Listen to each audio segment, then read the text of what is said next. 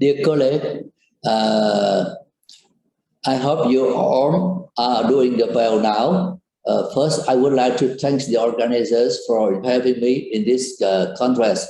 Now I present the status of COVID infection in a patient on maintenance dialysis treated in a tertiary hospital in Ho Chi Minh City of Vietnam.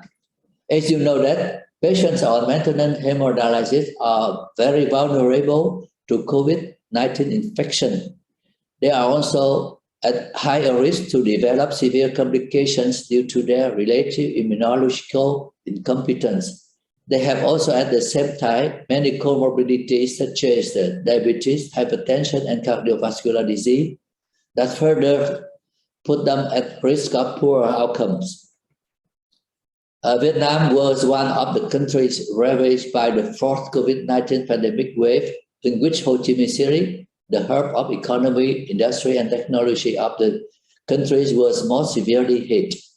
And the mortality rate was very high in patients infected with COVID-19 at that time.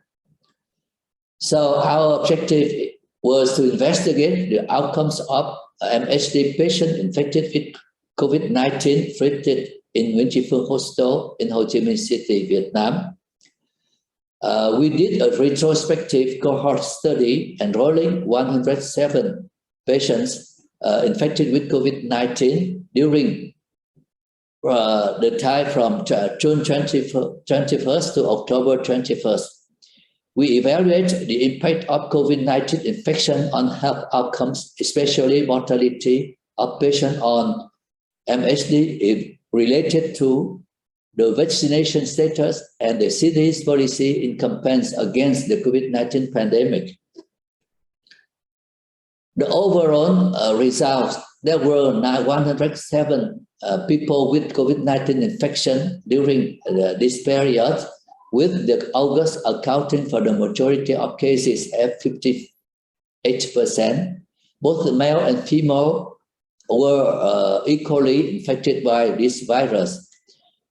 The total mortality rates were 33%, in which the mortality rate in male was 38% and in female 27%. We found that the mortality rate varied remarkably according to, first, COVID-19 management policy of the city, second, the patient age, third, the rate of vaccination in population, and the fourth, the number of vaccination doses. This diagram shows you that the number of patients infected with COVID-19 very high during the August, and the mortality was also very high. How about the relationship between infection number and the overall mortality of 107 patients with infection? We found that the mortality rate was 33% and the survival rate was 67%. How about the relationship between the COVID infection and mortality rate by age? We found that the COVID-19 infection, COVID-19 infection was most common at the age from 50 to 65-year-old, accounting 44%. The mortality rate was increasing with the older age, with highest in patients more than 65-year-old, accounting 55%. How about the relationship between the mortality rate by vaccination status and the number of vaccine doses? We receive vaccine from purchasing or from donation by the US, Japan, Australia, Europe, etc. Our vaccination program started from March 2021. At that time, the incidence of infection was on spiking pattern. The mortality rate were higher in non-vaccinated compared to vaccinated, which were 42% versus 21% in patients with vaccination. The mortality rate was declined with the number of doses, 21% in individual with 2 doses, of vaccination. How about the relationship between the vaccination status and mortality rate in patient with less than 50-year-old? In individual less than 50-year-old, the mortality rate was 17%. This mortality rate is the same in group patient with vaccination and as in group without vaccination. How about the mortality rate in group patient from 50 to 65-year-old? The mortality rate in individual with just one shot much lower compared to one without any shot, 21% versus 42%. And the mortality rate in patient with 65%, we found that mortality rate in this individual, in the people with just one shot, much lower compared to one without any shot, 33% versus 67%. This shows that vaccination play a very essential role to protect the patient from the death by COVID-19 in patients more than 50-year-old. How about the mortality rate and quarantine places?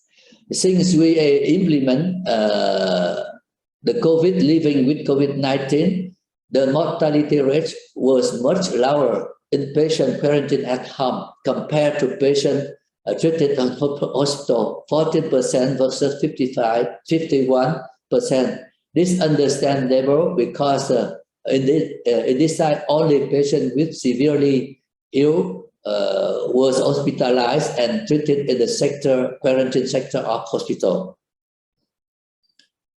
The relationship between the mortality rate and dialysis facilities, we found that the high mortality rate, 50%, when we start the modified zero COVID policy, because at that time there was a shortage of staff as well as dialysis machines. For example, we have only one machine for 10 patients per day, so we have to reduce the time on dialysis to receive more patients. Each patient only was dialyzed for 3 hours instead of 4 hours as usual. We also because of that on dialysis, on patient on dialysis were inadequately, because as I said, we have to reduce the number of time on dialysis as the number of dialysis sessions per week. At that time, we also have no experience on dealing with COVID-19. That contribute with part to the mortality of patients in this period. Fortunately, after that, the mortality rate was reduced remarkably from 57% to 42%, because we received more and more machines donated from other organisms. We have more experience to deal with the problem. We have more experience of staff to deal with the disease, and especially we have to reorganize our staff working. For example, they have to work 7 days per week, 24 hours per day, and the shift were changed every 2 weeks only. And especially when we apply the co-living with COVID-19, the mortality rate continue to decrease more, from 42% to 14% only. So in conclusion, COVID-19 pandemic have drastically impacted the community life across of our city. The appropriate policy coupled with successful vaccination strategy, thanks to population eager for vaccination, play a critical role in controlling the pandemic and helping communities ease into the new normal lifestyle. Our country, Vietnam, now is very safe. All restrictions are totally lifted, so now you can visit Vietnam without any problem. Thank you for your attention.